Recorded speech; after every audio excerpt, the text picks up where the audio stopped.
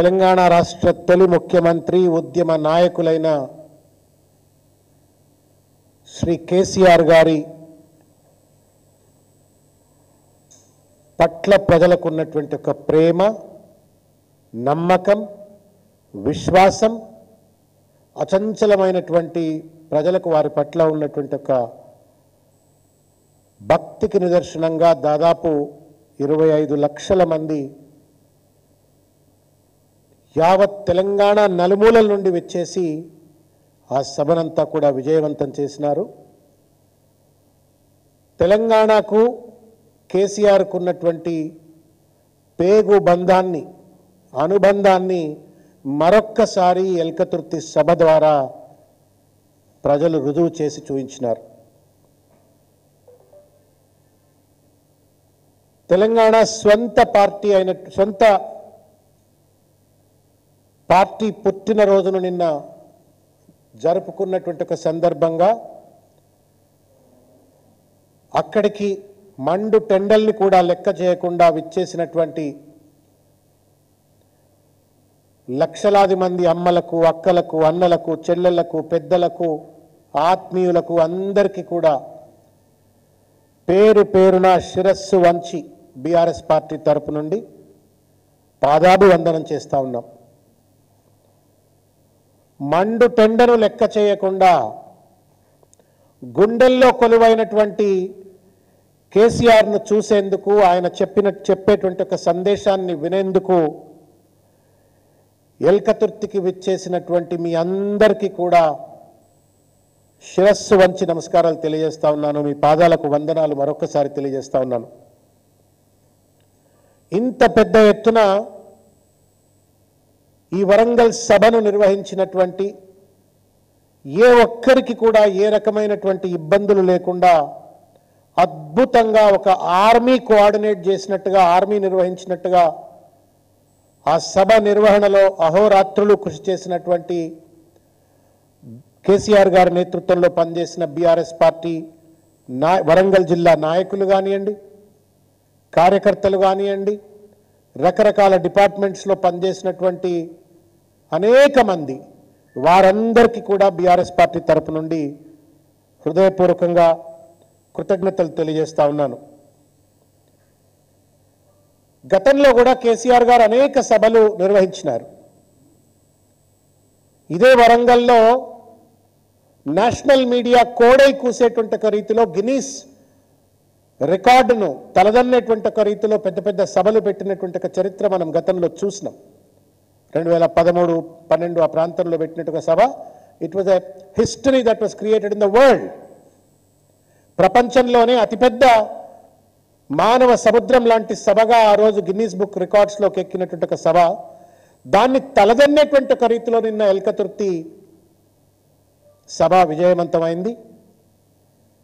ఇది కేసీఆర్ గారిపై ప్రజలకు ఉన్నటువంటి ఒక విశ్వాసానికి, నమ్మకానికి మరొక్కసారి ప్రతీక. ఎల్కతుర్తి కేసీఆర్ గారి పట్ల ఉన్న విశ్వాసాన్ని ఎలుగెత్తి చాటింది అని చెప్పని మరొక్కసారి తెలియజేస్తా ఉన్నాను. కేసీఆర్ గారిపై ప్రేమ మాత్రమే కాదు, 16 నెలలుగా రేవంత్ రెడ్డి యొక్క రాక్షస పాలనలో ప్రజలు పడుతున్నటువంటి ఒక బాధలు కూడా వ్యక్తీకరించేందుకోసం అని చెప్పని ప్రజలందరూ కూడా పొలోమని వచ్చి కేసీఆర్ గారు మాకు అండగా ఉంటారనేటువంటి ఒక నమ్మకంతో కూడా ఈ సభకు వచ్చేసినట్టుగా స్పష్టంగా అక్కడ కనబడతా ఉంది. చిన్న లేదు, పెద్ద లేదు, ఆడ లేదు, మొగ లేదు, పొలోమని ఇన్ని లక్షల మంది బహుశా భారతదేశంలోనే కాదు, కాంటెంపరీ పాలిటిక్స్ ఆఫ్ ద వరల్డ్లో ఇంత పెద్ద మీటింగ్ ఎక్కడా కూడా జరిగినటువంటి ఒక దాఖలాలు లేవు. ఇది ముమ్మాటికి 2-3 సంకేతాలు పంపిస్తూ ఉంది. ఒకటి, mood of Telangana is with KCR. People have faith and belief in KCR. Mood of the people is that BRS will have to come back to power అని చెప్పని బలంగా ఒక నమ్మకాన్ని, ఒక విశ్వాసాన్ని ప్రజలు ఆ సభకు వచ్చి ప్రకటించినట్టుగా నేను భావిస్తా ఉన్నాను. ఇంకొకటి, కేసీఆర్కు మించినటువంటి ఒక చరిష్మా కలిగినటువంటి, అత్యంత ప్రజాదరణ కలిగిన చరిస్మాటిక్ లీడర్ భారతదేశంలోనే లేడు అని చెప్పని నిన్న జరిగినటువంటి ఒక సభ ద్వారా రుజువైనట్టుగా నేను భావిస్తా ఉన్నాను. వాస్తవానికి ఏంటంటే కేసీఆర్ గారి సభ అంటే ఎట్లా ఉంటుంది అని చెప్పని అంతోకింతో అవగాహన ఉన్నటువంటి ఒక కాంగ్రెస్ పార్టీ పెద్దలు ఇంత పెద్ద ఎత్తున సభ నిర్వహణకు కేసీఆర్ గారు పూనుకున్నారు, బీఆర్ఎస్ పార్టీ పూనుకుందనగానే వాళ్ళ వెన్నుల్లో వణుకు మొదలైంది. వాళ్ళ పాదాల కింద భూమి బద్దలైనట్లుగా నిన్న వ్యవహరించినారు. ఎక్కడికక్కడ మండుటెండల్లో ప్రజలు గుండెల్లో కేసీఆర్ను పెట్టుకొని వాళ్ళంతా వందల కిలోమీటర్ల దూరం నుండి వాళ్ళు వస్తూ ఉంటే ఆ సమావేశానికి ఒక ప్రజాస్వామ్యబద్ధంగా సహకరించాల్సినటువంటి ఒక ప్రభుత్వం కానివ్వండి, పోలీసులు కానివ్వండి, ఒక దుర్మార్గమైనటువంటి ఒక సైంధవ పాత్ర పోషిస్తూ నిన్న ఎక్కడికక్కడ అడ్డంకులు సృష్టించే ప్రయత్నం చేసినారు. అడ్డమైనటువంటి ఒక డైవర్షన్స్కు ప్రజలను గురి చేసే ప్రయత్నం చేసినారు. ఇష్టం వచ్చినట్టుగా లాఠీ చార్జీలు చేసే ప్రయత్నం చేసినారు. దాదాపు 25-30 కిలోమీటర్ల దూరం ట్రాఫిక్ జామ్ అయిపోయి సభా ప్రాంగణమే ఒక జనసముద్రంగా ఉంది అంటే మొత్తం 20-30 కిలోమీటర్ల అంతా కూడా ఒక జనసముద్రం మారిగా మారి ట్రాఫిక్ జామ్లో దాదాపు 5-10 గంటల పాటు ప్రజలు రోడ్ల మీద ఇరుక్కొని ఇబ్బందులకు గురయ్యేటువంటి రీతిలో పోలీసులు రేవంత్ రెడ్డి కాంగ్రెస్ ప్రభుత్వం చేసినట్టు దాష్టికానికి బలైనప్పటికీ కూడా జై తెలంగాణ నినాదాన్ని విడలేదు, జై కేసీఆర్ నినాదాన్ని విడవలేదు. కేసీఆర్ గారిని గుండెల్లో పెట్టుకుని ఆత్మవిశ్వాసంతో సభాస్థలికి బయలుదేరినటువంటి వాళ్ళందరికీ కూడా హ్యాట్స్ ఆఫ్.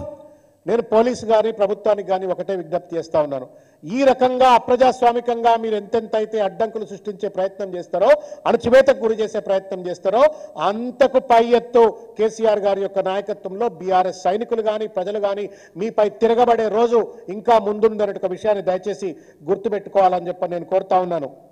ఇది రెఫరెండం, రేవంత్ రెడ్డి దుర్మార్గ పాలనకు ఇది రెఫరెండం.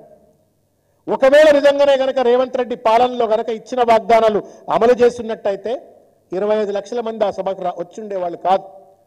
ఇవాళ 25 లక్షల మంది వచ్చి జై కేసీఆర్ జై బీఆర్ఎస్ అని చెప్పని నినదించిందంటేనే, కేసీఆర్ మాట్లాడిన ప్రతి మాటకు కూడా చప్పట్లతో స్వాగతించిందంటేనే, ఈలలతో చప్పట్లతో స్వాగతించిందంటేనే రేవంత్ రెడ్డి అనే దుర్మార్గుడు ఎంత నీచమైనటువంటి పరిపాలన అందిస్తా ఉండు, ఎంత రాక్షస పాలన అందిస్తా ఉండు, ఏ రకంగా ప్రజలకు ఇచ్చిన వాగ్దానాలు అమలు చేయకుండా అణచివేతకు గురి చేస్తా ఉంది అనేటువంటి ఒక విషయం కూడా స్పష్టమైంది అనేటువంటి ఒక విషయాన్ని ప్రజలందరికీ కూడా తెలియజేల్చుకున్నాం. ఇవాళ విషయం ఏంటంటే నిన్నెవరో చెప్తున్నారు మిత్రులు, రేవంత్ రెడ్డి గారు రజతోత్సవ సమానంగానే ఇంట్లోనే కూర్చున్నాడట, ఇంట్లోకెళ్ళి బయటకు వెళ్ళలేదట. తలుపు పెట్టుకొని ఇంట్లో టీవీ కత్తుక్కొని కూర్చున్నట్టుగా సభను చూస్తా అని చెప్పని ఆశపడ్డాడు. ఎక్కడన్నా కేసీఆర్ గారు నా పేరు తీయకపోతాడా, నన్ను తిట్టకపోతాడా, మళ్ళీ నేను ప్రెస్ మీట్ పెట్టి నేను మళ్ళా కేసీఆర్ గారి పైన బీఆర్ఎస్ పార్టీ పైన దుమ్మెత్తి పోయకపోతానా అని చెప్పని ఆబగా ఎదురు చూసిండట. కానీ కేసీఆర్ గారు పరికరాల పేరు ఎందుకు బయటకు తీయాలా అని చెప్పని ఆయన శుతిమెత్తగా ఎవరికి ఏం చెప్పాలని అది చెప్పేసిండు. చెప్పకపోతే అలిగి రాత్రి అన్నం తినకుండా పడుకున్నాడు రేవంత్ రెడ్డి. నన్ను ఒక్క మాట అనడా రేవంత్ రెడ్డి కేసీఆర్ గారు, ఇంత పెద్ద మీటింగ్ పెట్టే ఒక్క మాట అనడా అని అననట్టు అర్థం కానట్టు అన్నాడు అని చెప్పని అలిగి అన్నం తినలేదట. మళ్ళీ ఆ బాధతోటి ఆ 4 మంత్రులను పిలిచి ఎట్లా నన్ను అనలేదు, కనీసం మీరన్న ప్రెస్ మీట్ పెట్టండి అంటే వాళ్ళు అడ్డమైనటువంటి రీతిలో కేసీఆర్ గారి పైన బీఆర్ఎస్ పార్టీ పైన అవాకులు చవాకులు వేలుతూ అబద్ధాలు అసత్య ప్రచారాలు చేసే ప్రయత్నం చేసినారు. దాన్ని మేము తీవ్రంగా ఖండిస్తూ ఉన్నాం. ఇవాళ ఒక విషయం, తెలంగాణ ఇచ్చింది అని చెప్పని వాళ్ళ మంత్రులందరూ కూడా ఎలుగెత్తి మాట్లాడినారు నిన్న. తెలంగాణ ఇచ్చింది సోనియా గాంధీ అని చెప్పని మీరు ఇవాళ డప్పులు కొట్టవలసిన అవసరం లేదు. సోనియా గాంధీని బలిదేవత అన్నటువంటి ముఖ్యమంత్రి కుర్చీలో కూర్చోబెట్టి సోనియా గాంధీని అవమానిస్తున్నటువంటి ఒక పార్టీ మీది. కానీ కేసీఆర్ గారు ఒక దార్శనికుడు, కృతజ్ఞతకు మారుపేరు. అందుకే మొట్టమొదటి తొలి అసెంబ్లీ సమావేశంలోనే సోనియా గాంధీ గారికి కృతజ్ఞతలు చెప్పిండ్రు. టైమ్ అండ్ అగైన్ సందట్లో సడేమియాల లెక్క మీరు చేసేటువంటి అడ్డమైన పనులను చేస్తారు, అరాచకాలకు పాల్పడతారు, దోపిడికి పాల్పడతారు, ఇచ్చిన వాగ్దానాలను అమలు చేయలేరు, ప్రజలను పీడించుక తింటారు.